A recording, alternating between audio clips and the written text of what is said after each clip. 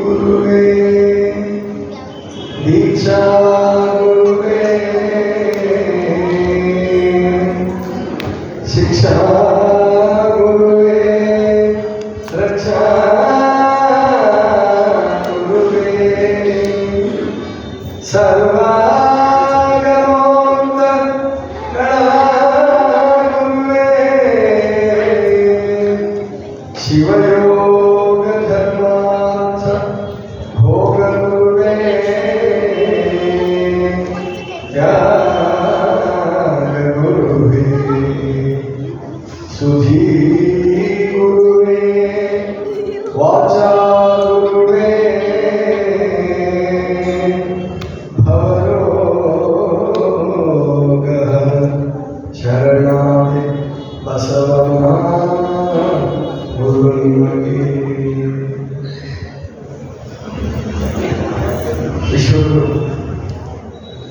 ಮಹಾಮಾನವವಾದಿ ಬಸವಣ್ಣನವರನ್ನು ಹೃದಯದಲ್ಲಿ ಸ್ಮರಿಸುತ್ತಾ ಮಹಾಗಣ್ಯರು ಬೈರುಕಾಯಿ ಸಿದ್ಧರು ಶೂನ್ಯ ಪೀಠಾಧ್ಯಕ್ಷರಾದಂತಹ ಅನುಭೂತಿಗಳನ್ನು ಚಿನ್ಮಯಜ್ಞಾನ ಶಿಕ್ಷಕರ ಚಕ್ರವರ್ತಿ ಚನ್ನಬಸವಣ್ಣನವರನ್ನು ಹೃದಯದಲ್ಲಿ ಸ್ಮರಿಸಿ ಸೇರುವ ಎಲ್ಲ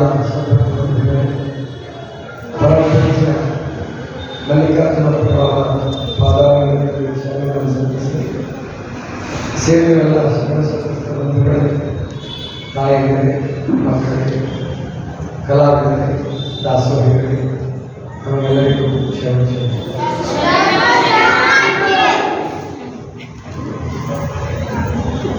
ವಚನಾಂಕಿತಗಳ ವಿಭಾಗದಲ್ಲಿ ನೋಡ್ತಾ ಇದ್ದೀನಿ. ಅಂದರೆ ವಚನಾಂಕಿತಗಳು ಕೇವಲ ಕ್ವಚಿತ್ತಾಗಿ ಇಟ್ಟುಕೊಂಡಂಥವಲ್ಲ, ಅವಸರದಲ್ಲಿ ಇಟ್ಟುಕೊಂಡಂಥವಲ್ಲ, ಆತ್ಮಜ್ಞಾನ ಪ್ರೇರಕವಾಗಿ, ಆತ್ಮಜ್ಞಾನ ಪೂರ್ವಕವಾಗಿ, ಬುದ್ಧಿಪೂರ್ವಕವಾಗಿ, ಸುಜ್ಞಾನದಿಂದ ವಿಚಾರ ಮಾಡಿ ಅಂತಿಮಗೊಳಿಸಿರುವಂತಹ ವಚನಾಂಕಿತಗಳು ಅಂದರೆ ಆ ವಚನದ ಹೃದಯ ಇದ್ದ ಹಾಗೆ ಭಾವನೆ. ಒಂದು ವಚನಕ್ಕೆ ವಚನಾಂಕಿತ ಅನ್ನೋದು ಹೃದಯ ಇದ್ದ ಹಾಗೆ. ಅದಕ್ಕೆ ನನ್ನ ಪುಸ್ತಕಕ್ಕೆ ವಚನ ಹೃದಯ, ವಚನಾಂಕಿಗಳ ವೈಶಿಷ್ಟ್ಯ ಮತ್ತು ವೈವಿಧ್ಯ ಅಂತ ಹೇಳ್ತೀವಿ. ಈ ಹೃದಯವನ್ನು ಬದಲಾಯಿಸಿಕೊಳ್ಳಲ್ಲ. ಈಗ ನಾವು ಹೃದಯ ಟ್ರಾನ್ಸ್ಪ್ಲಾಂಟೇಷನ್ ಮಾಡ್ತೇವೆ ಅಂತಿದ್ದಾರೆ, ಅದು ಎಷ್ಟು ದಿವಸ ಬರುತ್ತೋ, ಎಷ್ಟು ದಿವಸ ಹೇಗಿರುತ್ತೋ, ಔಷಧಿ ಮಾತ್ರ ಎಷ್ಟು ತಗೋಬೇಕು, ಎಷ್ಟು ದಿವಸ ಕೊಂಡ್ಕೊಳುತ್ತೋ ನನಗೆ ಗೊತ್ತಿಲ್ಲ. ಮತ್ತೆ ವಚನಾಂಕಿಗಳು ಇನ್ನೊಂದು ದೃಷ್ಟಿಯಿಂದ ಹೇಳಬೇಕಾದ್ರೆ ಅದು ಸಿಗ್ನೇಚರ್ ಇದ್ದ ಹಾಗೆ, ಅದು ಪರಮಾತ್ಮನ ಸಾಕ್ಷಿಯಾಗಿ,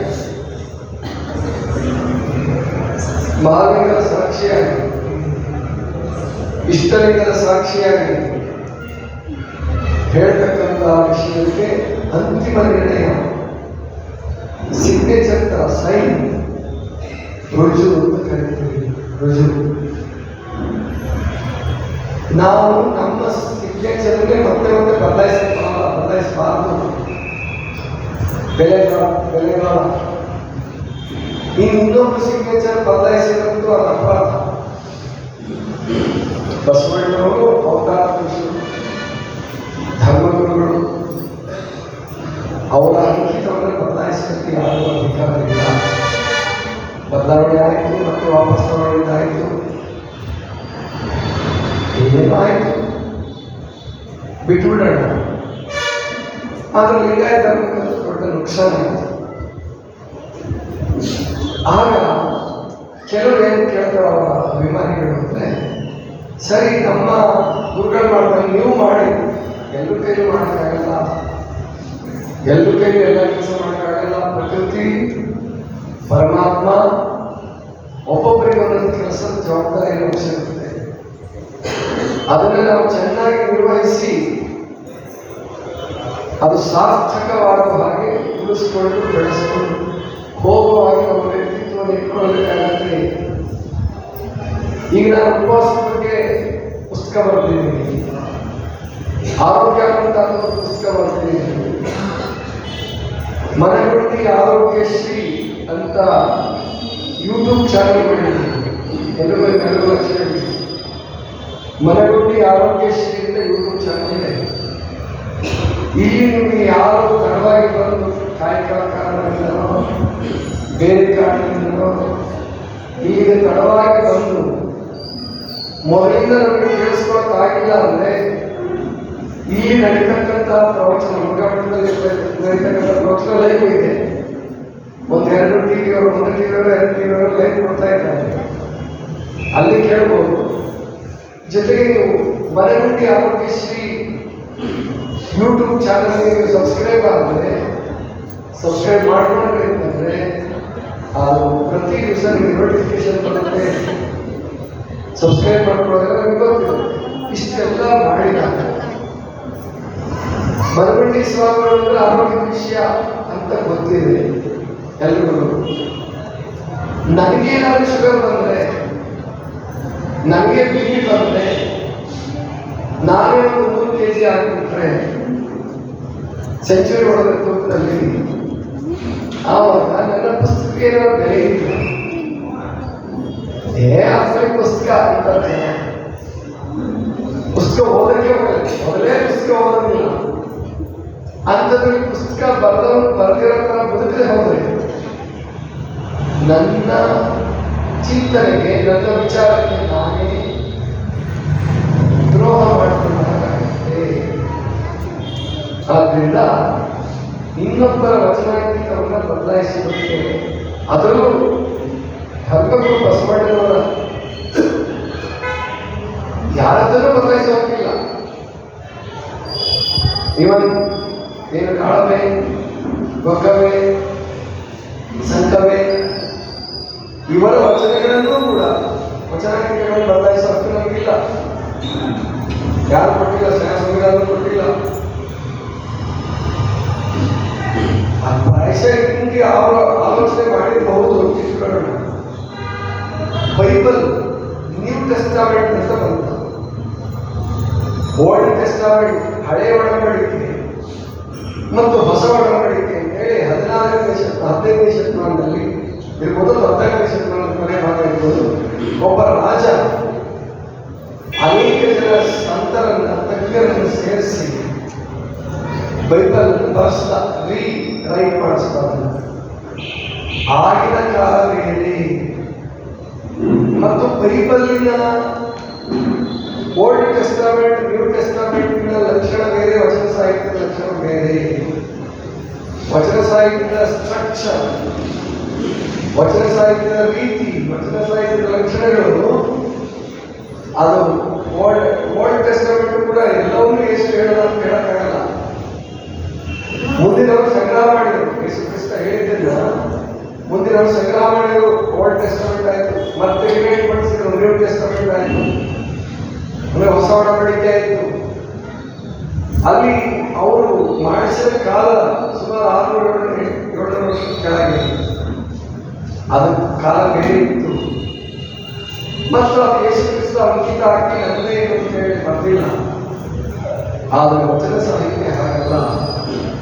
ವಚನ ಸಾಹಿತ್ಯ ಅನುಭವ ಮಂಟಪದಲ್ಲಿ ಒಪ್ಪಿಗೆ ಪಡ್ಕೊಂಡು, ಒಪ್ಪಿಗೆ ಮುದ್ರೆ ಹೊತ್ತಿ ವಚನ ಮಂಡಳಿ ಶಾಸ್ತ್ರಸು ಮತ್ತು ಚನ್ನಸ್ವರ್ಣ ಒಪ್ಪಿಗೆ, ಆಮೇಲೆ ವಚನ ಮಂಡಳಿ ಶಾಸ್ತ್ರಸು ಅದನ್ನು ತಗೊಂಡು ನಕಲು ಮಾಡಿಸಿ, ಒಲೆಗೆ ಕಟ್ಟುಗಳನ್ನು ಮಾಡಿಸಿ ಬೇರೆ ಬೇರೆ ಕಡೆಗೆ ಹಂಚ್ತಾ ಇದ್ರು. ಜೊತೆಗೆ ಅನುಭವ ಮಂಟಪದಲ್ಲಿ ಸಂಗ್ರಹ ಮಾಡ್ತಾ ಇದ್ರು.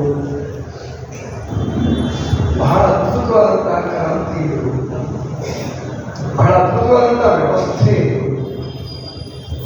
ಇವತ್ತು ಇಷ್ಟೆಲ್ಲ digital paperless parliament, paperless proceedings, paperless sessions ಅಂತ ಎಷ್ಟು ಮುಂದುವರೆದ ಕಾಲದಲ್ಲೂ ಕೂಡ ಪಾರ್ಲಿಮೆಂಟ್ ಶಿಸ್ತಾಗಿ ಸ್ವಚ್ಛವಾಗಿ ಒಂದು ಒಳ್ಳೆಯ ಉದ್ದೇಶದಿಂದ ನಡೀತಾ ಇಲ್ಲ. ಅದಕ್ಕೆ ಎಷ್ಟೋ ಡಿಸ್ಟರ್ಬೆನ್ಸ್ ಆಗ್ತಾ ಇದೆ.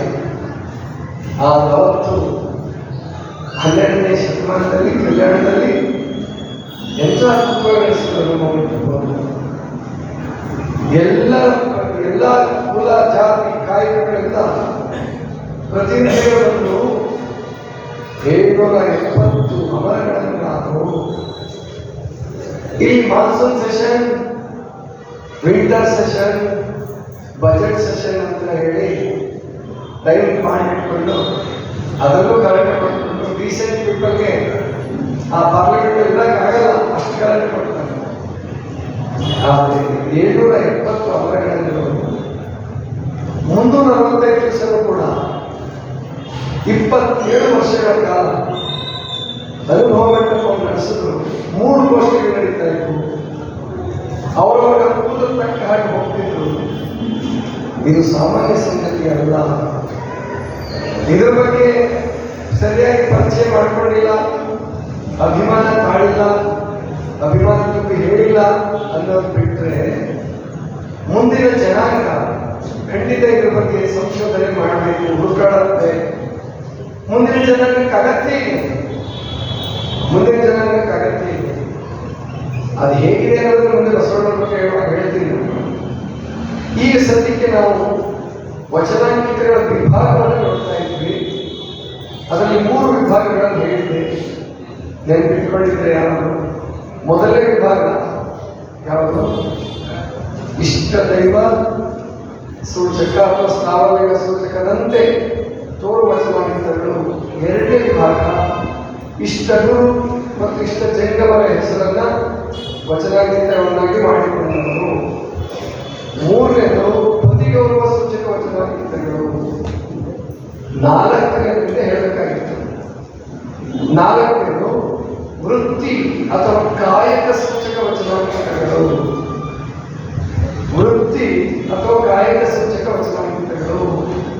ಇದರಲ್ಲೂ 30-40 ಜನ ಸಂಬಂಧಿಸಿದ್ದಾರೆ, ಅಥವಾ 20-30 ಜನ ಸಂಬಂಧಿಸಿದ್ದಾರೆ. ಕಾಯಕ, ಅವರ ಕಾಯಕವನ್ನ, ಕಾಯಕದ ಸಾಮರ್ಥ್ಯವನ್ನ, ಕಾಯಕದ ರೀತಿಯನ್ನ ವಚನಾಂಕಿತಗಳನ್ನು ಮಾಡಿಕೊಂಡವರು. ಉದಾಹರಣೆಗೆ ಬಹಳ ಮುಖ್ಯವಾದಂತಹ ವಚನಾಂಕಿತ ಒಕ್ಕಲಿಗ ಮುದ್ದಣ್ಣ. ಒಕ್ಕಲಿಗ ಮುದ್ದಣ್ಣ ಕಾಯಕ ಏನು? ಒಕ್ಕಲಿಗ ಮುದ್ದಣ್ಣ ಕಾಯಕ ಒಕ್ಕಲ್ತನ, ಬೇಸಾಯ ಮಾಡೋದು, ಬೆಳೆ ಬೆಳೆಯೋದು, ಅದನ್ನು ಕೊಡೋದು ಒಕ್ಕಲಿಗ ಮುದ್ದಣ್ಣ ಕಾಯಕ. ಅವನು ವಚನಾಂಕಿತ ಯಾರು ನೆನಪಿದೆಯಾ? ಹೇಳಬಹುದು. ಒಕ್ಕಲಿಗ ಮುದ್ದಣ್ಣ ವಚನಾಂಕಿತ ಯಾವುದು? ಕಾಮ ಭೀಮ ಜೀವಧನ ಒಡೆಯ. ಕಾಮ ಭೀಮ ಜೀವಧನ ಒಡೆಯ. ಈ ಅಂಕಿತವನ್ನು 2 ಪ್ರಕಾರವಾಗಿ ವಿಶ್ಲೇಷಣೆ ಮಾಡ್ತೀನಿ. ನಾನು ಒಂದು ಪ್ರಕಾರ ಮಾಡ್ತೀನಿ. ಕೆಲವು ಕಾಮ ಭೀಮ ಅಂತಕ್ಕಂಥದ್ದನ್ನ ಎತ್ತುಗಳಿಗೆ ಅನ್ವಯ ಮಾಡ್ತಾರೆ. ಸರಿ, ಒಂದು ಕಾಮ ಒಂದು ಭೀಮ ಅಂತ ಎತ್ತಿಗೆ ಹೆಸರಿದ್ದ. ಹಾಗಾದ್ರೆ ಜೀವಧನ ಒಡೆಯ ಯಾರು? ಲಿಂಗ. ಜೀವಧನ ಅಂದ್ರೇನು? ಜೀವಧನ ಧನ ಗೊತ್ತಿರಲಿಲ್ಲ. ಧನ ಅಂದ್ರೇನು? ಮತ್ತು ನಾಳೆ ಇನ್ನೊಬ್ಬ ತಿದ್ದುವಾಗ ಇದು ಒಕ್ಕಲಿಗ ಜೀವಧನ ಅಲ್ಲ, ಜೀವಧನ ಸಣ್ಣ ಮಾಡ್ಬಿಡ್ತಾರೆ. ಯಾಕೆ ಒಕ್ಕಲಿಗರ ಮಾಡಿ ದನ ಬೇಕಲ್ಲ, ಅಂತ ಪ್ರತಿಯೊಂದು ಬಹುಬುದ್ಧಿಯ ಜಡರು ಬರ್ಬೋದು. ಅದಕ್ಕೆ ಅದನ್ನ ಯಾರು ಹೇಳ್ಬೇಕಾಗಿಲ್ಲ. ಇನ್ಮೇಲೆ ಯಾರು ಮಾಡಲ್ಲ, ಇನ್ಮೇಲೆ ಯಾರು ಮಾಡಲ್ಲ. ಯಾಕಂದ್ರೆ ಅದ್ರ ಬಗ್ಗೆ ವಿಶ್ಲೇಷಣೆಗಳಾಗಿರ್ತವೆ, ಪುಸ್ತಕಗಳು ಬಂದಿದ್ದಾವೆ. ಇನ್ಯಾರು ಮೋಸ ಮಾಡೋಕ್ಕಾಗಲ್ಲ, ಇನ್ಯಾರು ತಲೆ ಬಂದಾಗ ಈಚಕ್ಕಾಗಲ್ಲ. ಕಾಮ ಭೀಮ ಜೀವಧನ ಒಡೆಯ. ಧನ ಗೊತ್ತಾಯ್ತು ನಿಮಗೆ? ಸಂಪತ್ತು, ಹಣ, ಐಶ್ವರ್ಯ. ಜೀವಧನ ಅಂದ್ರೇನು ಗೊತ್ತಿಲ್ಲ. ಜೀವಧನ ಅಂದ್ರೆ ಪ್ರಾಣಶಕ್ತಿ, ವೈಚಾರಿಕೆ ಅಂತ ಹೇಳ್ತಾರೆ. ನಮಗೆಲ್ಲರೂ ಪರಮಾತ್ಮ ಪ್ರಾಣಶಕ್ತಿಯನ್ನು ಕೊಟ್ಟಿದ್ದಾನೆ. ಪಂಚ ಪ್ರಾಣಗಳು ಪ್ಲಸ್ ಪಂಚ ಉಪಪ್ರಾಣಗಳು, ದಶವಾಯುಗಳು ಸೇರಿ ಈಗ ನಾನು ನೇರವಾಗಿ ಕೂತಿದ್ದೀನಿ, ಇದಕ್ಕೂ ಪ್ರಾಣ ಕಾರಣ. ಮಾತಾಡ್ತಾ ಇದ್ದೀನಿ, ಇದಕ್ಕೊಂದು ಪ್ರಾಣ ಕಾರಣ. ಆಕಳಿಸ್ತೀನಿ, ಅದಕ್ಕೊಂದು ಪ್ರಾಣ ಕಾರಣ. ಕಣ್ಣು ಮುಚ್ಚೋದನ್ನು ತೆಗೆದು ಮಾಡ್ತೀನಿ, ಅದಕ್ಕೊಂದು ಪ್ರಾಣ ಕಾರಣ. ಈ ಒಟ್ಟು ದಶವಾಯುಗಳ ಸಂಪತ್ತು ಶಕ್ತಿಯನ್ನ ಜೀವಧನ ಅಂತ ಕರೀತಾರೆ. ಬಹಳ ಅದ್ಭುತವಾದ ಕಲ್ಪನೆ. ಬರೀ ಮಕ್ಕಳಿಗೆ ಮುತ್ತಂಡದ ಏನು ವಚನಾಗಿ ಯಾವ ತೋರಿಸೋ ಸಾಕಾಗಲ್ಲ, ಯಾವ ತೋರಿಸೋ ಸಾಕಾಗಲ್ಲ. ಪ್ರಭುದೇವರಿಗಿಂತಲೂ ಬಸವಣ್ಣವರಿಗಿಂತಲೂ ಮಹಾದೇವರಿಗಿಂತಲೂ ಮುಂದೆ ವಿಚಾರ ಮಾಡ್ತಾರೆ ಮಕ್ಕಳಿಗೆ ಮುತ್ತಣ್ಣ. ಅದಕ್ಕೆ ಮಕ್ಕಳಿಗೆ ಮುತ್ತಣ್ಣ, ಮಾದರ ಚೆನ್ನಯ್ಯ ಕೆಲವರೆಲ್ಲ ಈ ಅನುಭವ ಮಂಟಪ ಸ್ಥಾಪನೆಗೆ 10, 15, 10, 12, 8, 10 ವರ್ಷಗಳ ನಂತರ ಬಂದವರು. ಅದಕ್ಕೆ ವಚನಾಂಕಿತರ ವೈಶಿಷ್ಟ್ಯದಲ್ಲಿ ಗೊತ್ತಾಗ್ತದೆ ಶರಣರ ಎಂಥ ಅದ್ಭುತ ಜ್ಞಾನ, ಎಂಥ ಅದ್ಭುತ ಚಿಂತನೆ, ಎಂಥ ಅದ್ಭುತ ಸ್ವತಂತ್ರ ಪ್ರವೃತ್ತಿ, ಸ್ವತಂತ್ರ ಧೀರ. ನಮಗೆ ಭಾರತದ ಯಾವ ಭಾಗದಲ್ಲೂ ಸ್ವತಂತ್ರ ಅಂತ ಪರಿಕಲ್ಪನೆ ಬಂದಿರಲಿಲ್ಲ ಬ್ರಿಟಿಷರವರು. ಮೊಘಲರ ವಿರುದ್ಧ ಬರೀ ರಾಜಗಳ ಹೋರಾಡ್ತಿದ್ರು ಹೊರತು ಪ್ರಜೆಗಳ ಹೋರಾಡಲಿಲ್ಲ. ಪ್ರಜೆಗಳು ಒಪ್ಕೊಂಡ್ರು. ಅಲ್ಲಿ ಪ್ರತಿಭಟನೆಗಳು ಸಣ್ಣ ಪುಟ್ಟದಾಗಿ ಸಿಕ್ಕರಿಂದ ನಡೀತಾ ಇದ್ವೇನೋ, ಆದರೆ ಮುಸಲ್ಮಾನರ ವಿರುದ್ಧ ಸಂಘಟಿತ ಹೋರಾಟ ಆಗಲಿಲ್ಲ. ಅವರು ಅಷ್ಟು ಜೋರಾಗಿ ದಮನ ಮಾಡಿದ್ರು ಪ್ರಜೆಗಳನ್ನು. ರಾಜರುಗಳನ್ನು ಸಂಘಟನೆ ಮಾಡಿಕೊಂಡು ಮುಸಲ್ಮಾನರನ್ನ ಕಳೆದು ಕೆಲವರಷ್ಟೇ. ಬ್ರಿಟಿಷರು ಯಾವಾಗ ಸಂಪೂರ್ಣ ಭಾರತವನ್ನು ಆಪೋಷಣ ತಗೊಂಡ್ರು, ಗೊತ್ತಾಯ್ತಲ್ಲ, ನುಂಗಿದ್ರು ಅಥವಾ ತಮ್ಮ ಆಡಳಿತಕ್ಕೆ ತಮ್ಮ ಕಪಿಮುಷ್ಟಿಯೊಳಗೆ ಭದ್ರವಾಗಿ ಇಟ್ಕೊಂಡು ಆವಾಗ ಗೊತ್ತಾಯ್ತು ನಾವು ಗುಲಾಮರಾಗ್ತೀವಿ. ಅವ್ರು ಕ್ರಿಶ್ಚಿಯಾನಿಟಿ ಹಬ್ಬ ಶುರು ಮಾಡಿದ್ರು. ಭಾರತದ ಎಲ್ಲವೂ ಸಂಪೂರ್ಣ ಶುರು ಮಾಡಿದ್ರು. ನಾವು ನಿಮ್ಮ ಸುಧಾರಣೆ ಮಾಡೋಕ್ಕೋಸ್ಕರನೇ ದೇವರು ನಮಗೆ ಕಳಿಸ್ಕೊಟ್ಟಿದ್ದಾರೆ ಅಂತ ಹೇಳಕ್ಕೆ ಮಾಡಿದ್ರು. ಆವಾಗ ನಮಗೆ ಅರ್ಥ ಆಯಿತು, ತಪ್ಪು ಮಾಡ್ಕೊಂಡು ನಾವು ಇವ್ರಿಗೆ ಸಿಕ್ಕಿದ್ದೀವಿ, ಗುಲಾಮರಾಗಿದ್ದೀವಿ ಗೊತ್ತಾಯ್ತು. ಆವಾಗ ಸ್ವಾತಂತ್ರ್ಯ ಪರಿಕಲ್ಪನೆ ಬಂತು. 1857ವರೆಗೆ ಸ್ವತಂತ್ರ ಹೋರಾಟ ಅಂತ ಇರಲಿಲ್ಲ. ಮೊದಲನೇ ಸ್ವಾತಂತ್ರ್ಯ ಸಂಗ್ರಾಮ 1857. 1757ರಲ್ಲಿ ಸಿರಾಜುದ್ದೌಲನ ಸೋಲಿನೊಂದಿಗೆ, ಪ್ಲಾಸಿ ಕದನದೊಂದಿಗೆ ಭಾರತ ಆಪೋಷಣೆ ಆಯಿತು. ಸಂಪೂರ್ಣ ಉತ್ತರ ಭಾರತ ಸಂಪೂರ್ಣವಾಯಿತು. ದಕ್ಷಿಣ ಭಾರತ ಆಗಿರಲಿಲ್ಲ ಇನ್ನು. ದಕ್ಷಿಣ ಭಾರತದ ರಾಜ್ಯಗಳಿದ್ರು. ಅಂದರೆ ಸ್ವಾತಂತ್ರ್ಯದ ಪರಿಕಲ್ಪನೆ ಒಂದು ಶಂಬರ ತಗೊಳ್ತು ಸಾರ್ವತ್ರಿಕವಾಗಿ ಹೋಗಬೇಕಾದ್ರೆ. ಆದರೆ ಶರಣರ ಕ್ರಾಂತಿಯಲ್ಲಿ, ಬಸವಾದಿ ಪ್ರವರ್ಧನ ಕ್ರಾಂತಿಯಲ್ಲಿ ಹುಟ್ಟದೆ ಸ್ವತಂತ್ರ ಪ್ರವೃತ್ತಿ ಬಂತು. 8ನೇ ವಯಸ್ಸಿಗೆ ಬಸವಣ್ಣ ಹೋರಾಟ ಶುರು ಮಾಡಿದ್ರು. ಹೆಣ್ಮಕ್ಳಿಗೆ ಸ್ವಾತಂತ್ರ್ಯ ಬೇಕು, ಸಮಾನತೆ ಬೇಕು. ಅದನ್ನು ಕೊಟ್ಟು ಯಶಸ್ವಿ ಆದರು. ಒಬ್ಬ ರೈತ ತನಗೆ ಬೇಕಾದ ರೀತಿಯಲ್ಲಿ ವಚನಾಂಕಿತವನ್ನು ಇಟ್ಕೊಳ್ತಾನೆ. ಅದು ಅದ್ಭುತವಾಗಿ ಯಾವ ವಿದ್ವಾಂಸರಿಗೂ ಹೊಳೆಯಿಲ್ಲ. ಅವನು ವಚನಾಂಕಿತ ಅರ್ಥ ಮಾಡ್ಕೊಳ್ಳೋದು ದೊಡ್ಡ ಕಷ್ಟ ಆಯಿತು ಇವರಿಗೆ. ಅಂತ ಅಂಕಿತವನ್ನು ಕೊಡ್ತಾನಲ್ರಿ ಮುದ್ದಣ್ಣ. ಎಂತ ಅದ್ಭುತ ಅಂಕಿತ. ಕಾಮ ಭೀಮ ಜೀವಧನದೊಡೆಯ. ಪರಮಾತ್ಮ ಜೀವಧನದೊಡೆಯ. ಇನ್ನೊಂದು ರೀತಿಯಲ್ಲಿ ಜೀವಧನ ಅಂತ ಬೆಳೆಸ್ಬೋದು. ಈ ಮನುಷ್ಯನಿಗೆ ಆಯುಷ್ಯ ಎಷ್ಟು? ಒಬ್ಬೊಬ್ಬರ ಥರ ಇರ್ತದೆ. ಒಬ್ಬರು ಬೇಗ ಆರೋಗ್ಯವಾಗಿದ್ದರೂ ಬೇಗ ಸತ್ತೋಗ್ತಾರೆ. ಇನ್ನು ಕೆಲವರು ಆರೋಗ್ಯ ಒದ್ದಾಡ್ಕೊಂಡು ಪ್ಯಾರಾಲಿಸಿಸ್ ಆಗಿ 15-20 ವರ್ಷ ಹಾಸ್ಪಿಟಲ್ ಬಂದ್ಕೊಂಡಿರ್ತಾರೆ, ಹೋಗೋದೇ ಇಲ್ಲ. ನಾನು ಕರ್ಕೊಂಡು ಯಪ್ಪ ಪರಮಾತ್ಮ ಶಿವನೇ ಸಾಕು ಅನ್ನೋ ಬೇಗ ಹೋಗಲ್ಲ. ಇನ್ನು ಬದುಕಬೇಕು, ಬಾಳಬೇಕು, ಮಸ್ತ್ ಕೆಲಸ ಸಿಕ್ಕಿದೆ, ಮದುವೆ ಆಗಿದೆ, ಒಂದು ಮಗು ಆಗಿದೆ, ಕೆಲವರು ಹಾರ್ಟ್ ಅಟ್ಯಾಕ್ ಆಗಿ ಅಲ್ಲೇ ಕೆಲಸ ಮಾಡೋದಕ್ಕೆ ಹೋಗ್ತಾರೆ. ಏನಿದು ಅಂದರೆ ಅದಕ್ಕೆ ಪ್ರಾಜ್ಞರ ತಿಳುವಳಿಕೆ ಉಳ್ಳವರು ಹೇಳ್ತಾರೆ, ಪರಮಾತ್ಮ ಹುಟ್ಟುವಾಗಲೇ ನಮ್ಮ ಆಯುಷ್ಯವನ್ನು ನಿರ್ಣಯ ಮಾಡಿರ್ತಾನೆ. ಹೃದಯ ಬಡಿತದ ಆಧಾರದ ಮೇಲೆ ಇಷ್ಟು ಹೃದಯ ಬಡಿತ ಆಗುತ್ತೆ ಇವ್ರ ಜೀವನದಲ್ಲಿ ಅನ್ನೋದನ್ನ ಒಳಗಡೆ ಫಿಕ್ಸ್ ಮಾಡಿರ್ತಾನೆ. ಇಸ್ರೇಲ್ ಅವರಿಗೆ ರಾಕೆಟ್ ಫಿಕ್ಸ್ ಮಾಡಿರ್ತಾರೆ. ಹೀಗೆ ಹೋಗಿ ಬರೋದು, ಇಂಥ ವಿಜ್ಞಾನಿ ಬಂದು ಹೋಗ್ಬೇಕು ನೀನು ಅಂತ ಕ್ಷಿಪಣಿಗೆ ಹೆಂಗೆ ಆ ಜಡವಾದ ಕ್ಷಿಪಣಿಗೆ ಫಿಕ್ಸ್ ಮಾಡಿ ಕಳಿಸ್ತಾರೆ. 2000 ಕಿಲೋಮೀಟರ್ ದೂರ ಬಂದು ಆ ಗೋಡೆಗೆ ಬಂದು ಅವನನ್ನು ಕೊಂದು ಹಾಕಿಬಿಡ್ತಾರೆ. ಅವರು ಅಂದ್ರೆ ಪರಮಾತ್ಮನಿಗೆ ಎಂಥ ಅದ್ಭುತ ಫಿಕ್ಸ್ ಮಾಡಿ ಫಿಕ್ಸೇಷನ್ ಇರಬೇಕ್ರಿ. ನಮ್ಮ ಒಳಗಡೆ, ನಮ್ಮ ಚಿತ್ರದಲ್ಲೇ, ನಮ್ಮ ಮೆದುಳಲ್ಲೇ ಫಿಕ್ಸ್ ಮಾಡಿ ಕಳಿಸಿದಾನೆ. ಇನ್ನು ಇಷ್ಟೇ ದಿವಸ ನಮಗೆ ಗೊತ್ತಿಲ್ಲ. ಯೋಗಿಗಳು ತಿಳ್ಕೊಳ್ತಾರೆ. ಯೋಗಿಗಳಿಗೆ ಮಾತ್ರ ಗೊತ್ತಾಗುತ್ತೆ, ವಿಜ್ಞಾನಿಗಳಿಗೆ ಗೊತ್ತಾಗಲ್ಲ. 28 PhD ಮಾಡೋದು ಗೊತ್ತಾಗಲ್ಲ, ಇಡೀ ಜಗತ್ತಿನ ಎಲ್ಲ ನೆನಪಿಟ್ಕೊಳ್ಳೋರು ಯಾರು ಗೊತ್ತಾಗಲ್ಲ. ಯಾರು ಧ್ಯಾನಸ್ಥರಾಗ್ತಾರೆ, ಯಾರು ಸಮಾಧಿ ಸ್ಥಿತಿಯನ್ನು ಪ್ರಾಪ್ತಿ ಮಾಡಿಕೊಳ್ತಾರೆ, ಯಾರು ಈ ಲೌಕಿಕ ಗತಿಯಾಗಿ ಹಂಚಿಕೊಳ್ಳೋದಿಲ್ಲ, ನಿರ್ಲಿಪ್ತವಾಗಿರ್ತಾರೆ, ವಿಶ್ವಮಾನವರಾಗ್ತಾರೆ, ಅವರಿಗೆ ಮಾತ್ರ ಗೊತ್ತಾಗುತ್ತೆ ಸಾವು ಯಾವಾಗ.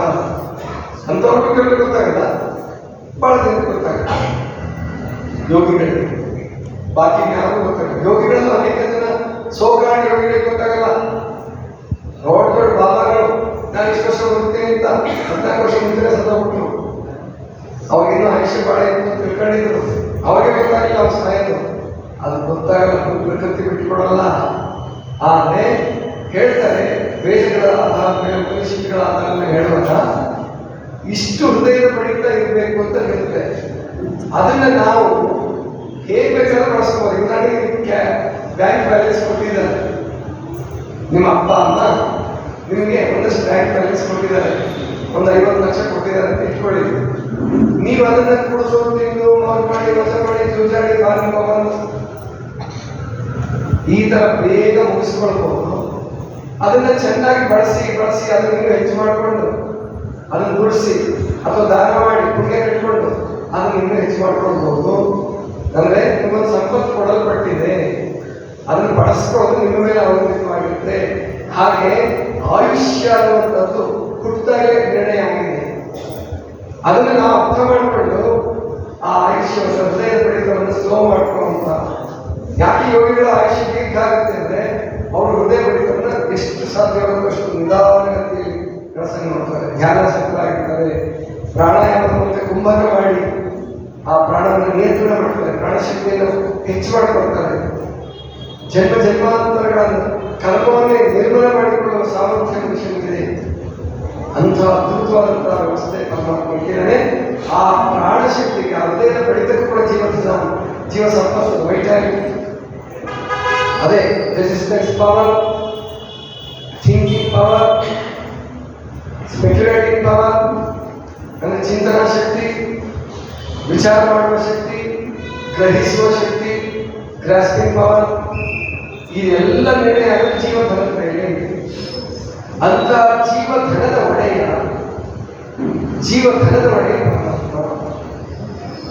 ನಾನು ಕಾಮಭೀಮ ಅನ್ನೋದು ನನ್ನ ಪ್ರಕಾರ ಎತ್ತುಗಳ ಹೆಸರಲ್ಲ, ಒಪ್ಕೊಳ್ಬೋದು ಅಥವಾ ಒಪ್ಕೊಳ್ಬೋದು. ಕಾಮಭೀಮ ಅನ್ನೋದು ಎತ್ತಿನ ಹೆಸರು ಇರ್ಬೋದು ಅಂತ ಒಪ್ಕೊಳ್ಬೋದು. ಆದರೆ ಈ ಕಾಮಭೀಮ ಜೀವಧನ ಒಡೆಯ ಅಂತ ಹೇಳುವಾಗ ಪರಮಾತ್ಮನಿಗೆ ಒಕ್ಕಲಿಗೆ ಮುದ್ದಣ ಕೊಟ್ಟ ಹೆಸರು ಕಾಮಭೀಮ. ಕಾಮ ಅಂದ್ರೆ ಗೊತ್ತು ನಿಮಗೆಲ್ಲ, ಬಯಕೆ. ಪರಮಾತ್ಮನಿಗೂ ಬಯಕೆ ಇದೆ, ಆದರೆ ನಮಗೆ ಒಂದು ಸಣ್ಣ ಬಯಕೆ ಅಲ್ಲ, ಒಂದು ಸಂಸಾರದ ಬಯಕೆ ಅಲ್ಲ, ಇಡೀ ಬ್ರಹ್ಮಾಂಡವನ್ನು ಸೃಷ್ಟಿಸುವ ಬಯಕೆ. ಇಡೀ ಸೃಷ್ಟಿಯನ್ನು ಸೃಷ್ಟಿಸಿ ಅದು ಲೀಲೆ ಆಡಿ ಕಡೆಗೆ ತನ್ನಲ್ಲಿ ಲಯ ಮಾಡಿಕೊಳ್ಳುವಂತಹ ಬಯಕೆ ಪರಮಾತ್ಮನಿಗೂ ಇದೆ. ಅದಕ್ಕೆ ಅವನು ಭೀಮ ಅಂದ್ರೆ ದೊಡ್ಡ ಬೃಹತ್. ಅದಕ್ಕೆ ಮಹಾದೇವೆಕ್ಕ ಪರಮಾತ್ಮನ ಹೆಸರಿಟ್ಟಿದ್ದಾರೆ ಅತಿಕಾವಿ ಚಂದ್ರಮಲ್ಲಿಕಾರ್ಜುನ. ಈ ಪುರುಷರು ಸ್ತ್ರೀಯರು ಅಲ್ಪಕಾಮಿಗಳಾದರೆ ಪರಮಾತ್ಮ ಅತಿಕಾಮಿ ಅಂತ ಶಬ್ದ ಬಳಸ್ತಾರೆ. ಅತಿಕಾಮಿ ಚಂದ್ರಮಲ್ಲಿಕಾರ್ಜುನ ತೊಡಲಿಕ್ಕಿ ಕೂಡಿದೆ ಬಸವಣ್ಣ ನಿಮ್ಮನೆಯಿಂದ ಅಂದ್ರೆ ಅತಿಕಾಮಿ ಎಂಬ ಶಬ್ದ ಕಾಮಭೀಮ ಒಂದೇ ಅಂತ ನನ್ನ ಅನಿಸಿಕೆ. ಆದ್ರಿಂದ ಒಕ್ಕಲಿಗ ಮುದ್ದಣ್ಣನ ಬಗ್ಗೆ ಬರೀತೀನಿ, ಅವಾಗ ಬರೆಯುವಾಗಿರಲ್ಲ. ಇವಾಗ 2ನೇ ಭಾಗದಲ್ಲಿ ಬರುತ್ತೆ ಒಕ್ಕಲಿಗ ಮುದ್ದಣ್ಣದು. ಈಗ 1ನೇ ಭಾಗದಲ್ಲಿ 37 ಜನ ಶರಣ ಬಂದಿದೆ. 2ನೇದಲ್ಲಿ ಬಂಡವಾಳ ವಾಸುದೇವರ ಬಗ್ಗೆ ಪ್ರಾರಂಭದಲ್ಲಿ 31ನೇ ಅಧ್ಯಾಯ. ಈಗ 32ನೇ ಅಧ್ಯಾಯ ನುಲಿಗೆ ಚಂದ್ರನವರು ಬರೀತಾ ಇದ್ದೀನಿ. ನೆನ್ನೆ ನುಲಿಗೆ ಚಂದ್ರನವರ ಜಯಂತಿ ಇತ್ತು, ನನಗೆ ನೆನಪಾಗಲಿಲ್ಲ. ಪರವಾಗಿಲ್ಲ, ಶರಣ ಜಯಂತಿ ಅದೇ ಯಾವತ್ತೋ ಫಿಕ್ಸ್ ಆಗುತ್ತೆ ಅಂತ ಅಲ್ಲ. ಅವರು ನಿತ್ಯ ಅಮರಗಳಲ್ಲಿ ಅವ್ರಿಗೊಂದು ಜಯಂತಿ ಅಥವಾ ಒಂದು ಡೆತ್ ಡೇಟ್ ಅಥವಾ ಬರ್ತ್ ಡೇಟ್ ಆಫ್ ಬರ್ತ್ ಅಥವಾ ಡೇಟ್ ಆಫ್ ಡೆತ್ ಇರಲ್ಲ. ಅದೇನ ಮುಖ್ಯ ಅಲ್ಲ, ಇರಲ್ಲ ಅಂತ ಮುಖ್ಯ ಅಲ್ಲ. ಆದ್ದರಿಂದ ಚೆನ್ನೈನವ್ರ ನೆನಪಾಗಿಲ್ಲ, ಅವ್ರ ಬಗ್ಗೆ ಬರೀತಾ ಇದ್ದೀನಿ. ಚೆನ್ನೈನವ್ರ ಬಗ್ಗೆ ನಡೀತಾ ಇದೆ. ಒಕ್ಕಲಿಗೆ ಮತ್ತೆ ನೋಡ್ಕೊಳ್ಳುತ್ತೆ ಅದ್ಭುತವಾದ ಕಾಮಭೀಮ ಅಂದರೆ ಪರಮಾತ್ಮ ಕಾಮಭೀಮ.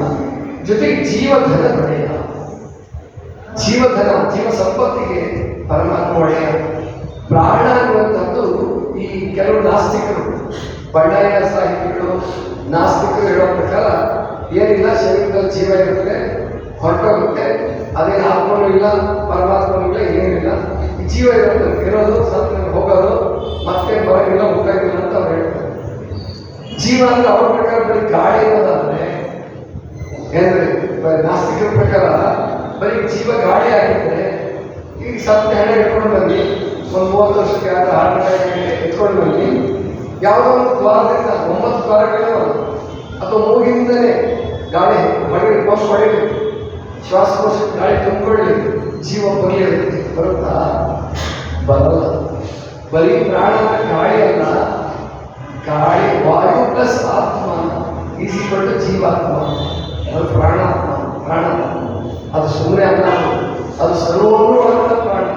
ನಾದ ಇದೆ, ಜ್ಞಾನ ಇದೆ, ನಾದ ಬಿಂದು ಪ್ರಾಣ ಎಲ್ಲವೂ ಇದೆ, ಪ್ರಾಣ ಅದು ಜೀವಧನ, ಅದರ ಒಡೆಯ ಪರಮಾತ್ಮ, ಕಾಮ ಭೀಮ, ಜೀವಧನ ಒಡೆಯ. ಎಂಥ ಅದ್ಭುತವಾಗಿದೆ, ಎಂಥ ಅದ್ಭುತವಾಗಿದೆ. ಆಮೇಲೆ ಇನ್ನೊಂದು ವೇದಾರಕ್ಕೆ ಅಂತ ಇರೋದೊಂದಿದೆ, ಗವರೇಶ್ವರ. ಗವರ ಅಂದ್ರೆ ಬುಟ್ಟಿ ಎಣಿಕೆ ಮಾಡ್ತಕ್ಕಂಥ, ಇದು ತಂದು ಎಣಿಕೆ ಕಾಯಕ ಮಾಡ್ತಕ್ಕಂಥದ್ದು ಗವರೇಶ್ವರ. ಗವರ ಅಂದ್ರೆ ಮೇದಾರ ಅಥವಾ ಎಳೆಯುವವನು, ಈಶ್ವರ ಅವನಿಗೆ ಒಡೆಯ. ಇದು ವೃತ್ತಿ ಸೂಚಕ, ಇದೆ ಕಾಯಿಕ ಸೂಚಕ, ಜಾತಿ ಸೂಚಕ ಅಲ್ಲ, ವೃತ್ತಿ ಸೂಚಕ. ಗವರೇಶ್ವರ ಅಥವಾ ಗೌರೇಶ್ವರ ಲಿಂಗ. ಗೌರೇಶ್ವರ ಲಿಂಗ ಅಂತ ಬಳಸ್ತಾರೆ ಸಾಧಾರಣದಷ್ಟು ಮಟ್ಟಿಗೆ. ಕೆಲವು ಕಡೆ ಲಿಂಗ ಶಬ್ದ ಬಂದಿರಲ್ಲ, ಆದರೆ ಹೆಚ್ಚಾಗಿ ಲಿಂಗ ಅಂತ ಶಬ್ದ ಬಳಸ್ತಾರೆ. ಇನ್ನೊಂದು ಅದ್ಭುತವಾದ ವಚನ ವೃತ್ತಿ ಸೂಚಕ, ಕಾಯಿಕ ಸೂಚಕ ಹೇಳ್ತೀನಿ. ಅದು ಮಾದಾರ ಚೆನ್ನೈನವರು. ಮಾದಾರ ಚೆನ್ನೈನವರು ಪ್ರಾಯಶಃ ಹರಿಯದ ಮಾದಾರ ಚೆನ್ನೈನವ್ರಿಗೆ ಇಡೀ ಬಸವದತ್ತವರ ಕ್ರಾಂತಿಗೆ ಬಹಳ ದೊಡ್ಡ ಪೆಟ್ಟು ಕೊಟ್ಟ, ಅದು ಬಹಳ ದೊಡ್ಡ ಮೋಸ ಆಯಿತು ಅಂತ ನಾನು ಅಂದ್ಕೊಳ್ಳೋದು. ಮಾದಾರ ಚೆನ್ನೈ ಅಂಕಿತ ಏನಪ್ಪ ಅಂದರೆ ಬಹಳ ಅದ್ಭುತವಾಗಿದೆ. ಕೈಯುಳಿ ಕತ್ತಿ ಅಡಿಗುಂಟ ಕಡಿಯಾಗ ಬೇಡ ಹರಿ ನಿಜಾತ್ಮಾರಾಮನ. ಕೈಯುಳಿ ಕತ್ತಿ ಅವ್ರದ್ದು ಕಾಯಕ ಪಾದರಕ್ಷೆಯನ್ನು ತಯಾರು ಮಾಡೋದು, ಚರ್ಮವನ್ನು ಸುರಿದು ಅಗಡದಲ್ಲಿ ಚರ್ಮವನ್ನು ಸುರಿದು ಅಂತ ಅವ್ರ ಮಾಡ್ತಾರೆ. 10 ವಚನಗಳು ಸಿಕ್ಕಿದೆ ಮಾದಾರ ಚೆನ್ನೈ, 10 ವಚನಗಳು ಸಿಕ್ಕಿದೆ. ಆ 10 ವಚನಗಳಲ್ಲಿ ಎಲ್ಲಿಯೂ ಕೂಡ ಅವ್ರು ಹುರುಕುಯುವ ಕಾಯಕದವರು ಬರಲ್ಲ, ಹುರುಕುಯುವ ಕಾಯಕದವರು ಬರೋದಿಲ್ಲ. ಇನ್ನು ಹರಿಹರ ಹೇಳೋ ಹಾಗೆ ಮಾದಾರ ಚೆನ್ನೈಗೆ ಚೋಳ ಹೋಗಿ ನಮಸ್ಕಾರ ಮಾಡಿದ್ರೆ ದೇವರು ಹೊಲದ ಅಮ್ಮೆ ಉಂಡ ಅಂತ ಬರೆದು ಅದು ಸತ್ಯನೇ ಆಗಿದ್ರೆ ನನ್ನ ಅದೇ ಕೆಲವರು ಹರಿಹರ ಪರ ವಾದಕರು ಒಂದ್ಸರಿ ಹೇಳಿದ್ರು. ಹಾಗಾದ್ರೆ ಓಂ ಶ್ರೀ ಗುರು ಬಸವಲಿಂಗಾಯ ಬೇಡಪ್ಪ, ಓಂ ಶ್ರೀ ಕರಿಕಾಲ ಚೋಳಾಯ ಮಾಡಿಬಿಡ್ರಿ. ಗೊತ್ತಾಯ್ತದ? ಓಂ ಶ್ರೀ ಕರಿಕಾಲ ಚೋಳಾಯ ನಮಃ ಅವರಿಗೆ ಬಸವಲಿಂಗ ನೋಡ್ಬಿಡಿ.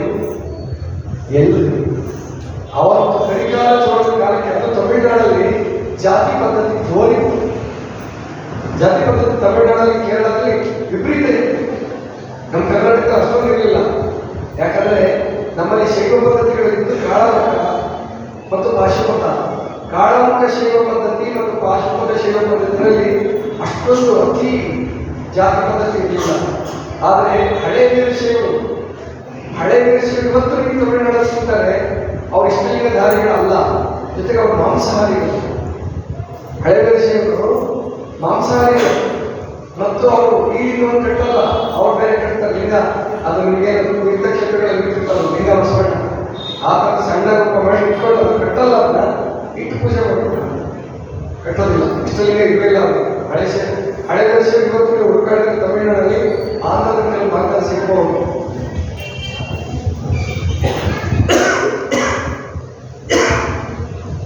ಆದ್ದರಿಂದ ನಾವು ತಿಳ್ಕೋಬೇಕು, ಈ ಮಾದಾರ ಚೆನ್ನೈನವತ್ತು ಡಿಲೇ ಮಾಡ್ಬಿಟ್ಟಿದ್ದಾರೆ, ಬೆಳೆ ತಪ್ಪಿಸ್ಬಿಟ್ಟಿದ್ದಾರೆ. ಹರಿಯಲ್ಲ ಮಾದಾರ ಚೆನ್ನೈನವರು 10 ವಚನಗಳು ಎಷ್ಟು ಚೆನ್ನಾಗಿದ್ದಾವೆ ಅಂದರೆ, ವಚನ ವಲಯದಲ್ಲಿ ಮಾದಾರ ಚೆನ್ನೈನವರು ಅಧ್ಯಾಯ ಬರ್ತೀನಿ 28 29 ಇದೆ. ಅದಕ್ಕೆ ಏನು ಟೈಟಲ್ ಕೊಟ್ಟಿದ್ದೀನಿ ಗೊತ್ತಾ? ಋಷಿಗಳ ಮೂಲವ ಬೆದಕಿ, ಋಷಿ ಮೂಲವ ಬೆದಕಿ, ಋಷಿಗಳ ಮೀರಿಸಿದ ಕಾಯಕ ಜೀವಿ ವಚನಾಂಕಿತ.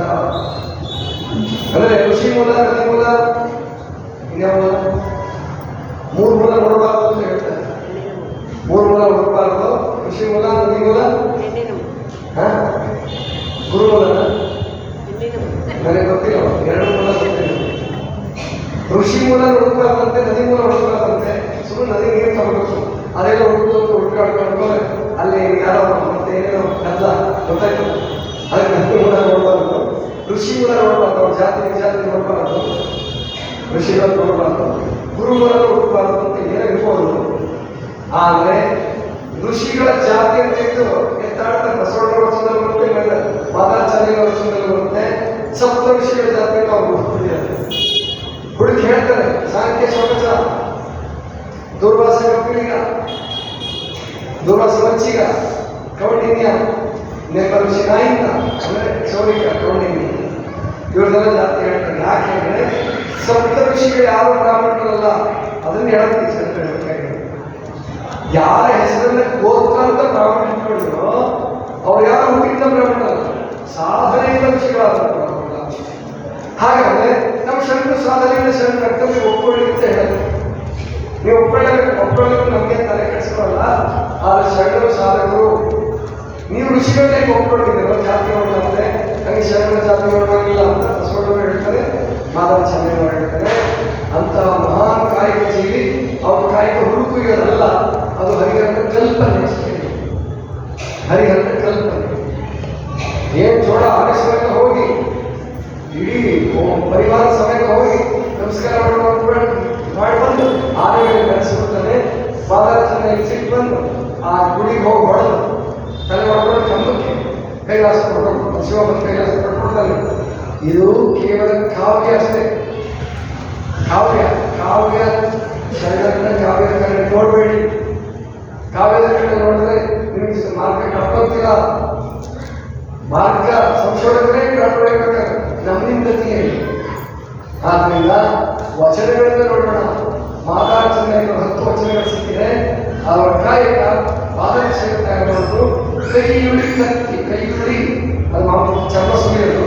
ಕತ್ತಿ ಕೈಯುಳಿ ಅದು ತೂತ ಹಾಕೋದು. ಉಳಿ ಉಳಿ ಕೈಯುಳಿ ಕೈಯಲ್ಲಿ ಸಣ್ಣ ಉಳಿ ಕತ್ತಿ ಅಂದ್ರೆ ಅದರ ಚರ್ಮ ಸುಲಿಯೋದು.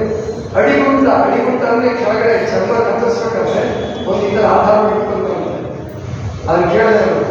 ವೃತ್ತಿ ಮಾಡುವ ಜಾತಿ ಮಾಡುವ ಕೇಳಿದೆ. ಹೌದು ಅಡಿಗುಂಟ ಅಂತ ಮೈಸೂರು ಕಡೆ ಶಬ್ದ ಇನ್ನೂ ಬರುತ್ತೆ ಬಳಸ್ತಾರೆ. ಅಡಿಗುಂಟ ಅಂತ ಅಡಿಗುಂಟ ಅವ್ರು ಅಡಿಗುಂಟ ಆಗಿದೆ. ಅಡಿಗುಂಟ ಕಡಿಯಾಗಬೇಡ ಅಂದ್ರೆ ಮೇಲೆ ಕೆಳಗಡೆ ಅಡಿಗುಂಟ ಇಟ್ಟು ಮೇಲೆ ಕತ್ತರಿಸ್ಬೇಕು. ನೀವೇನ ಕೈ ಕೆಳಗೆ ಅಡಿಗುಂಟದ ಕೆಳಗೆ ಕೈ ಹೋದ್ರೆ ನಿಮ್ಗೆ ಬೇರೆ ಹೊಡ್ಕೋಗ್ಬಿಡುತ್ತೆ. ನಿಮ್ ಕೈ ಓದೋದು ಏನೋ ಆಗುತ್ತೆ. ಹಂಗೆ ಭವಕ್ಕೆ ಸಿಕ್ಕಾಕೋಬೇಡ. ಅಡಿಗುಂಟ ಕಡಿಯಾಗಬೇಡ. ಅರಿ ನಿಜಾತ್ಮನಾಮ ಆತ್ಮನಾಮನ ಅಂತ ಪರಮಾತ್ಮ ತಿಳ್ಕೋ. ನಿಜಾತ್ಮನಾಮನ ತಿಳ್ಕೊ. ನೀನು ಅರಿ ನಿಜಾತ್ಮನಾಮ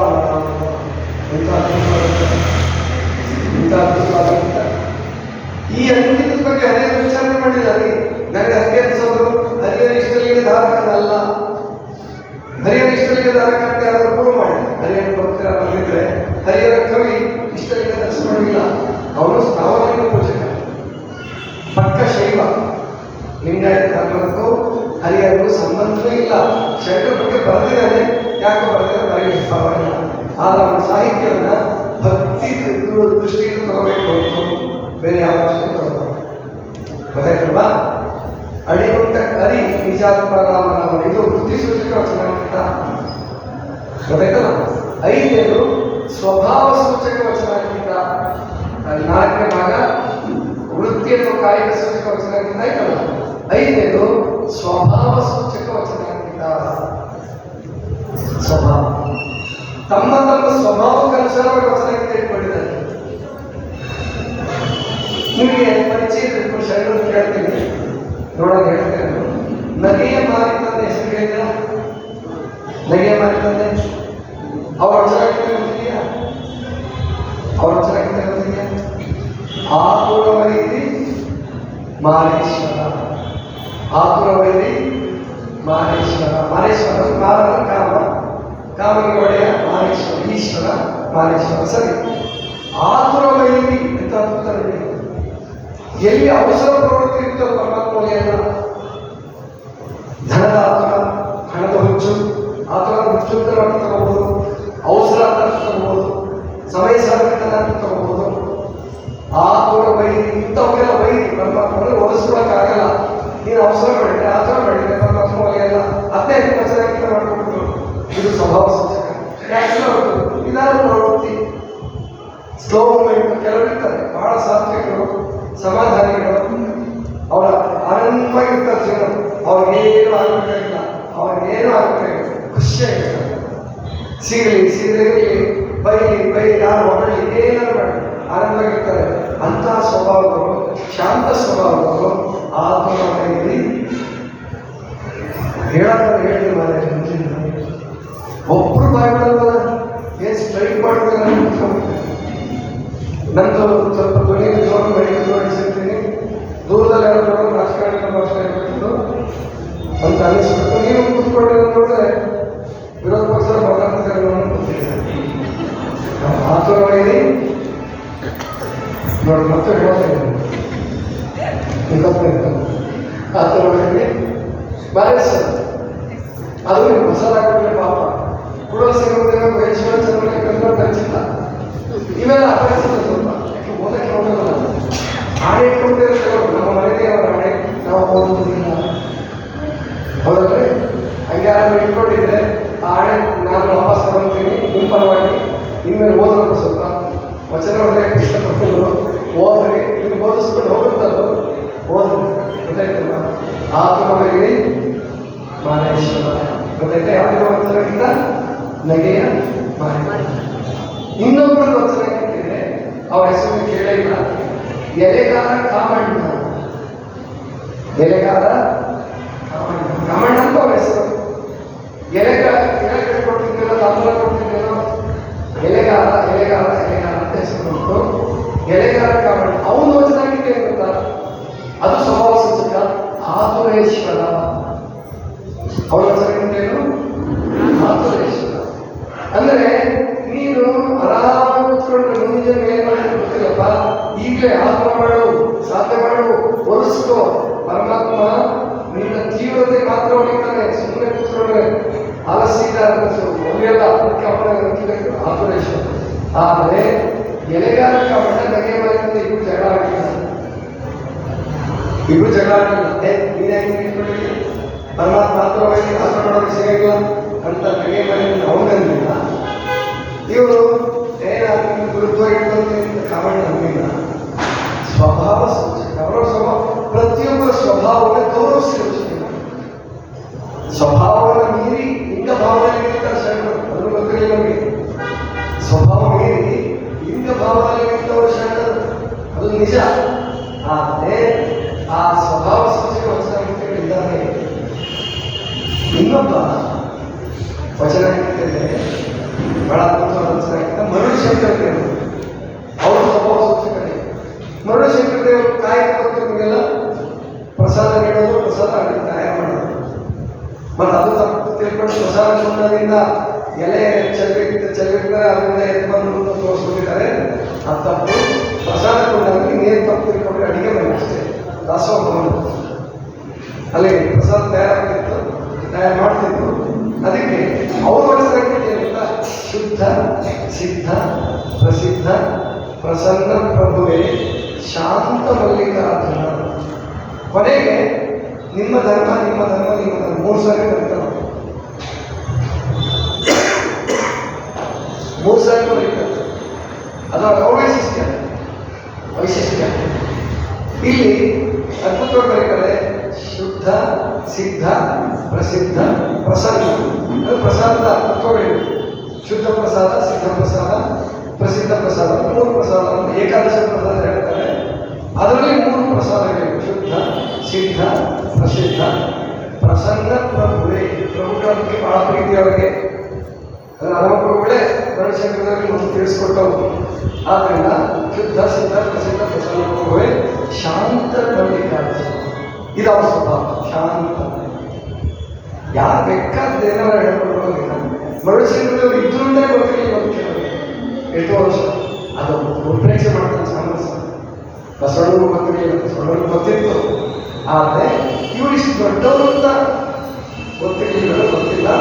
ಒಟ್ಟು ಮರುಳಶಂಕರದೇವರು ಉಕ್ತ ಭಕ್ತಿ, ಆದರೆ ಸ್ವಭಾವ ಶಾಂತ ಸ್ವಭಾವ.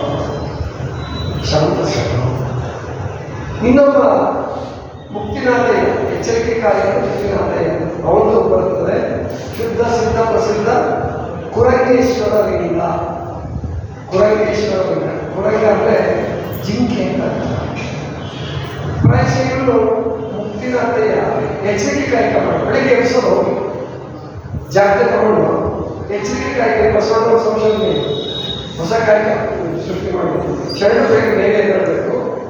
ಕೆಲವರಿಗೆ ಎಚ್ಚರ ಆಗಲಿಕ್ಕಿಲ್ಲ, ಬೇಗ ಮನಸ್ಸಾಗಲಿಕ್ಕಿಲ್ಲ, ನೀನು ಜಾಗ್ರತೆ ನೋಡಿ ಕೇಳಿದ್ರೆ ಎದ್ದೇಳ್ತಾರೆ. ಶರಣ ಮನೆ ಹತ್ರ ಹೋಗ್ಬಿಟ್ಟು ಎಷ್ಟು ಸಲ ಹೇಳುತ್ತೋ ಅಷ್ಟು ಎಬ್ಸೋದು.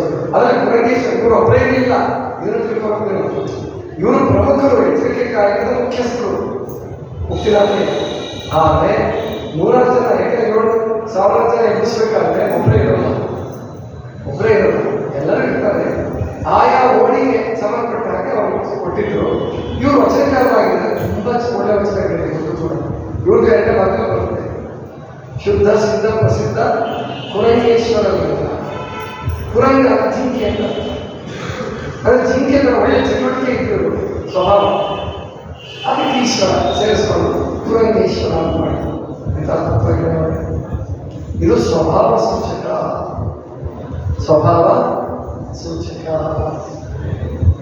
ಏನು ಸೀರಿಯಸ್ ಆಗಿ ಕೂತಿದ್ದೀರಿ, ಭಾಳ ಸಂತೋಷ. ಆ ದೇವರ ಚೂರಾಗಿ ಕೂತಿರೋದು ನೀವು ಎಷ್ಟು ಜನ ನಾನು ನೋಡೋಕೆ ಕಂಡುಕೊಂಡಿದ್ರೆ ನಾನು ನಿಮ್ಗೆ ಕೇಳ್ತಿರಲಿಲ್ಲ, ಕೇಳಿ ಚೆನ್ನಾಗಿದ್ದೆ. ನನಗೆ ಏನಾಗಿದೆ ಕೂತಿದ್ರೆ ನಾನು ಡೌಟ್ ಕೂರಿಸಿರೋ ಅದಕ್ಕೆ ನಾನು ಮಾತಾಡಿಸ್ತಾ ಪ್ರವಚನ ಮಾಡಬೇಕಂದ್ರೆ ನೀವು ಗ್ಯಾರಂಟಿ ಖಾತ್ರಿ ಪಡಿಸ್ಕೊಳ್ತೀವಿ. ನೀವು ಗ್ಯಾರಂಟಿ ಕೂತಿದ್ದಾರೆ, ನನ್ನ ಪ್ರವಚನ ಬೇಸರ ಆಗಿಲ್ಲ, ಎದ್ದು ಹೋಗಿಲ್ಲ ಅಂತ ಖಾತ್ರಿ ಪಡಿಸ್ಕೊಳ್ಳೋಕ್ಕೆ ನೀವು ಮಾತಾಡಿಸ್ತೀವಿ. ಬೇಜಾರು ಮಾಡ್ಕೊಳ್ಳಿ. ಈ ಸ್ವಾಮಿ ವಿಷ್ಣು ಪ್ರವಚನಗಳಿಗೆ ಬೇಕು ಅಂತ ಯಾರು ಅನ್ಕೊಳ್ಬೇಕು, ಗೊತ್ತಾಯ್ತಲ್ಲ, ಅದಕ್ಕೆ ಮಾತಾಡಿಸ್ತೀವಿ ಅಷ್ಟೇ. ಇದು ಸ್ವಭಾವ ಸೂಚಕ. ಇನ್ನು 6ನೇದು ತತ್ವ ಪ್ರೇಮ ಸೂಚಕ. ತತ್ವ ಪ್ರೇಮ ಸೂಚಕ ನಾನು ಈ 3 ವಿಭಾಗ ಮಾಡಿದ್ದೀನಿ. ನನಗೆ ಕಠಿಣ ಆಗ್ಬಿಡುತ್ತೆ ನೆನಪಿಟ್ಕೊಳ್ಳೋದು, ಎಲ್ಲರೂ ಬರ್ಕೊಳಕ್ಕಾಗಲ್ಲ. ಯಾವಾಗಲೂ ಸ್ವಲ್ಪ ಕಷ್ಟ ಆಗಿರುತ್ತೆ, ಅದಕ್ಕೆ ಸ್ವಲ್ಪ ಕಷ್ಟ ಆಗುತ್ತೆ. ಆದ್ರೂ ನೋಡೋಣ. ತತ್ವ ಪ್ರೇಮ ಅಂದರೆ ತಮ್ಮ ವಚನಾಂಕಿತಗಳನ್ನ ತತ್ವದ ರೂಪದಲ್ಲಿ ಇಟ್ಕೊಂಡಿರ್ತಕ್ಕಂಥವ್ರು. ತತ್ವನೇ ಪ್ರಧಾನ, ಗೊತ್ತಾಯ್ತಾ? ವಚನ ಹೃದಯ ಪುಸ್ತಕ ಇದೆ, ಇಟ್ಕೊಂಡಿದ್ದಾರೆ ಅರ್ಥದಲ್ಲಿ ನೀಲಕ್ಕಿಲ್ಲ. ಪರವಾಗಿಲ್ಲ, ಇದೊಂದು ಅಂಕಿತ ಇಟ್ಕೊಂಡ್ಬಿಡಿ. ಒಂದು ತತ್ವ ಪ್ರೇಮ ಸೂಚಕ ವಚನಾಂಕಿತ. ನನಗೆ ಆ ತತ್ವ ಪ್ರೇಮ ಸೂಚಕದಲ್ಲಿ ಮರುಳಶಂಕರದೇವರು ಅದೆಲ್ಲ ಬಂದಿರುತ್ತೆ. ಕೆಲವು ಸಾರಿ ಸಿಂಗ್ಯುಲಾರಿಟಿ ಇದೆ, ಹೋಲಿಕೆ ಒಂದೇ ಇರುತ್ತೆ. ಆವಾಗ ಬೈಫಾರ್ಕೇಶನ್ ಮಾಡಿ ಹೇಳೋದು, ಒಂದು ವಿಭಾಗ ಮಾಡಿ ಹೇಳೋದು ತುಂಬ ಕಷ್ಟ ಆಗುತ್ತೆ, ನನಗೆ ಕಷ್ಟ ಆಗುತ್ತೆ. ಆ ಪುಸ್ತಕದಲ್ಲಿ ಮಾತ್ರ ಅದನ್ನು ನೋಟ್ ಮಾಡಿ ಕರೆಕ್ಟಾಗಿ ವಿಭಾಗ ಮಾಡಿ 8 ವಿಭಾಗ ಕೊಡ್ತೀನಿ. ಅದಕ್ಕೆ ತತ್ವ ಪ್ರೇಮ ಸೂಚಕದಲ್ಲಿ ಹೆಸರು ಬರ್ತಾ ಇಲ್ಲ ನನಗೆ, ಅದನ್ನು ಬಿಟ್ಟು ನಾನು ಮುಂದಕ್ಕೆ ಹೋಗ್ತೀನಿ. ತತ್ವ ಪ್ರೇಮ ಸೂಚಕ ಅದು ಇದೆ 6ನೇದು. 7ನೇದು ಅದ್ಭುತವಾಗಿದೆ. ಅದು ಕೂಡ 7ನೇದು ಏನಪ್ಪ ಅಂತಂದರೆ ಅತಿ ವಿಶಿಷ್ಟ ವಚನಾಂಕಿತ. 7ನೇದು ಅತಿ ವಿಶಿಷ್ಟ ವಚನಾಂಕಿತ. ಅಂದರೆ ಆ ವಚನಾಂಕಿತಗಳು ಇಷ್ಟು ಚೆನ್ನಾಗಿದಾವಲ್ಲ, ಅಥವಾ ಇಷ್ಟು ವಿಚಿತ್ರ ಮತ್ತು ಆಶ್ಚರ್ಯ ತರಿಸೋದು, ಇಂತಹ ವಚನಾಂಕಿತಗಳಿದ್ದಾವೆ. ವಂತಾದೇವಿ ವಚನಾಂಕಿತ ಚಿಕ್ಕದು, ಅತ್ಯಂತ ಚಿಕ್ಕದು. ವಚನಾಂಕಿತಗಳೆಲ್ಲ ತುಂಬ ಚಿಕ್ಕದು ಅಂದರೆ ನಮ್ಮ ವಂತಾದೇವಿ ಅವ್ರದ್ದೊಂದು 2 ವಚನಗಳು 3 ವಚನಗಳು ಸಿಕ್ಕಿದ್ದಾವೆ. ವಂತಲಾದೇವಿ ಅಂತ ಕೆಳಗಡೆ ಇದೆ. ವಂತಲಾದೇವಿ ಎರಡು ಒಂದೇ ಇದೆ. ಆ ವಂತಲಾದೇವಿ ಅವ್ರ ವಚನಾಂಕಿತ ನೆನಪಿದೆಯಾ? ಯಾವುದು? ಬಿಡಾಟ್ ನೋಡಿ, 3 ಅಕ್ಷರ.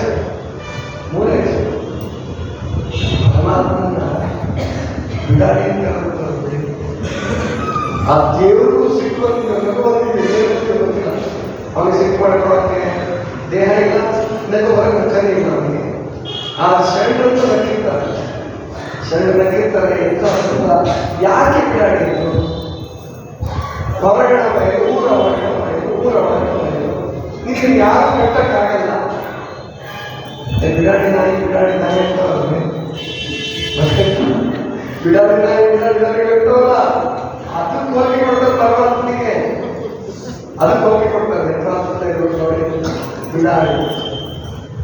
ಇನ್ನೊಬ್ಬರದಿದೆ, ಇನ್ನೊಬ್ಬರದು ಕೋಲಶಾಂತಯ್ಯ ಅಂತ ಅಂದ್ರೆ ಜನ ಸಿಕ್ಕಾಪಟ್ಟೆ ಇರ್ತಿದ್ರಲ್ಲ, ಸೈಲೆನ್ಸ್ ಅಂತ ಹೇಳಬೇಕು, ಮೈಕ್ ಇಲ್ಲ ಅವಾಗ.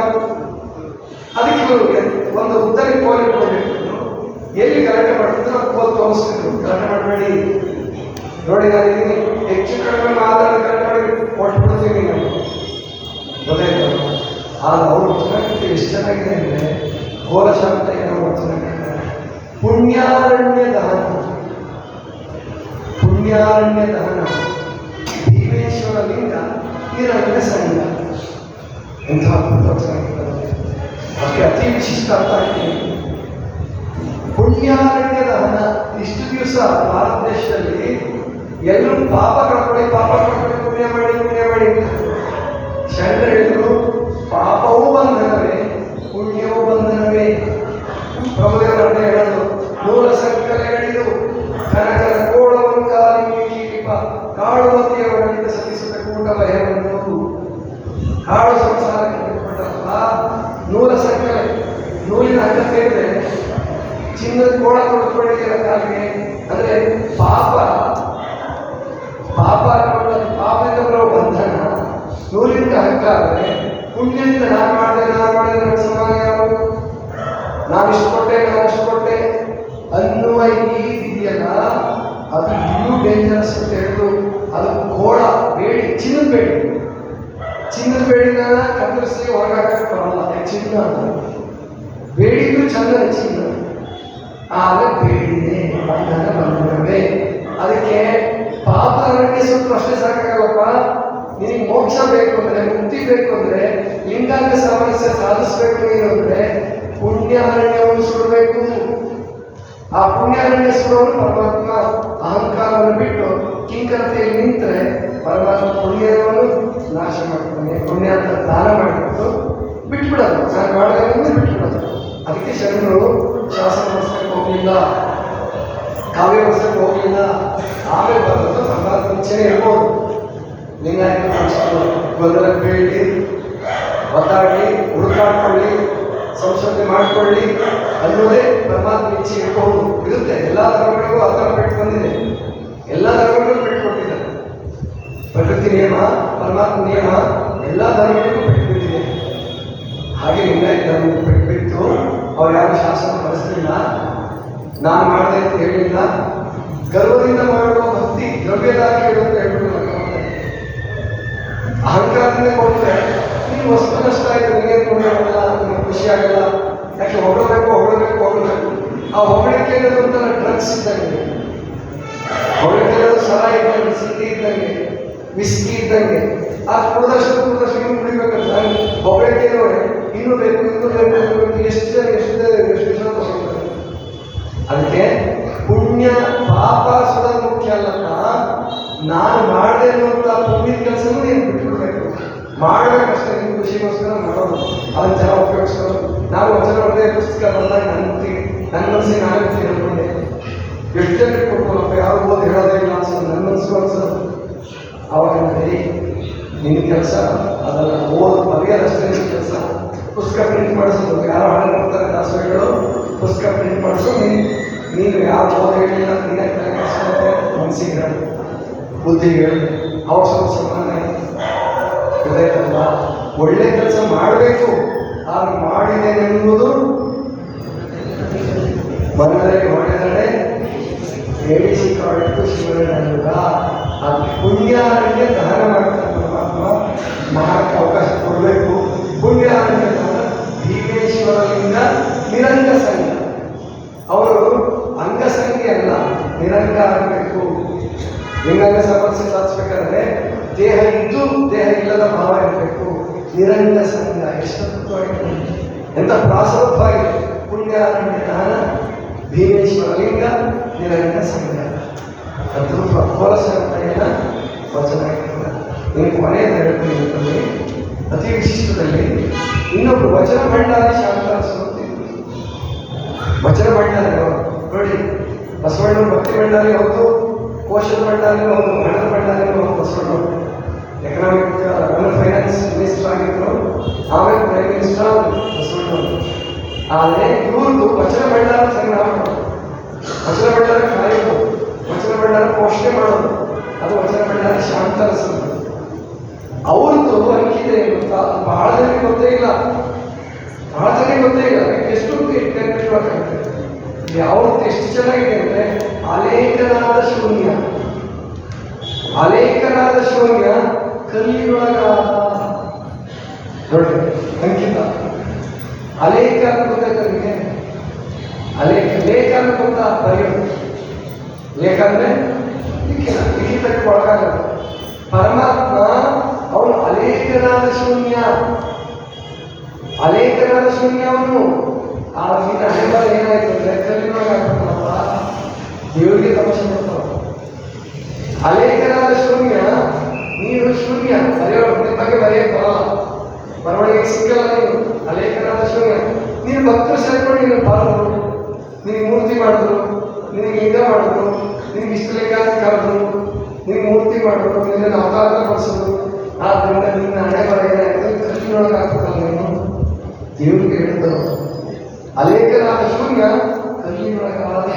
ಕೆಲವು ವರ್ಷದ ಕಲ್ಲಿನೊಳಗಾದ ಇದೆ, ಕೆಲವು ವರ್ಷದ ಕಲ್ಲಿನೊಳಗಾದ. ಎರಡು ಒಂದೇ, ಎರಡು ಒಂದೇ. ಅತಿ ವಿಶಿಷ್ಟ ವಚನವಾಗಿರ್ತೇವೆ, ಅತಿ ವಿಶಿಷ್ಟ ವಚನವಾಗಿರ್ತೇವೆ. ಇನ್ನು ಕೊನೆಯ ವಿಭಾಗ, 8ನೇ ವಿಭಾಗ, ತಮ್ಮ ಹೆಸರನ್ನೇ ವಚನಾಂಕಿತ ಮಾಡಿಕೊಂಡವರು. ತಮ್ಮ ಹೆಸರನ್ನೇ ವಚನಾಂಕಿತ ಮಾಡಿ ಏನಾದ್ರು ಹೆಸರಿಲ್ಲ, ಗುರು ಇಲ್ಲದ ಅದಕ್ಕೆ ಹೆಸರೇನು ಅಂಬಿಗರ ಚೌಡೆ. ಏನದು ಒಂದು ಅದ್ಭುತವಾದ ವಚನ ಬರುತ್ತೆ. ಋಷಿಗಳೊಳಗೆ ಇದ್ದಾಗಲ್ಲ, ನಾಗಭೂಷಣಲ್ಲ, ಗಂಗೆ ಗೌರಿನಲ್ಲ ಅಲ್ಲ, ವೃಷಭ ವಾಹನನಲ್ಲ, ರುಂಡಮನೆ ಧರ್ಮವನ್ನ ಅಲ್ಲ. ಹಾಗಾದರೆ ಹೆಸರಿಲ್ಲದ ಆತಗೆ ಗುರುವಿನಿಂದ ಅಂಬಿಗರ ಚೌಡ ಇಲ್ಲ. ತಮ್ಮ ಹೆಸರನ್ನೇ ವಚನಾಂಕಿತ ಮಾಡ್ಕೊಂಡವ್ರ ಪೈಕಿ ನೀವೆಲ್ಲರೂ ಗೊತ್ತಿರೋದು ಯಾವುದು? ಅಂಬಿಗರ ಚೌಡೆ. ಅಂಬಿಗರ ಚೌಡೆ ಒಬ್ಬರೇ ಅಲ್ಲ, ಅಂಬಿಗರ ಚೌಡೆನೂ ಇದ್ದಾರೆ, ಇನ್ನೊಬ್ರು ಕಾಳಿಕದೇವ ಅಂತ ಬರ್ತಾನೆ, ಆಮೇಲೆ ನಿವೃತ್ತಿ ಸಂಘಯ್ಯ ಅಂತ ಬರ್ತಾನೆ, ಆಮೇಲೆ ದಸರೇಶ್ವರ ಲಿಂಗ. ದಸರೆಗವರು ತಮ್ಮ ಹೆಸರನ್ನು ವಚನಾಂಕಿತ ಮಾಡ್ಕೊಂಡಿದ್ದಾರೆ.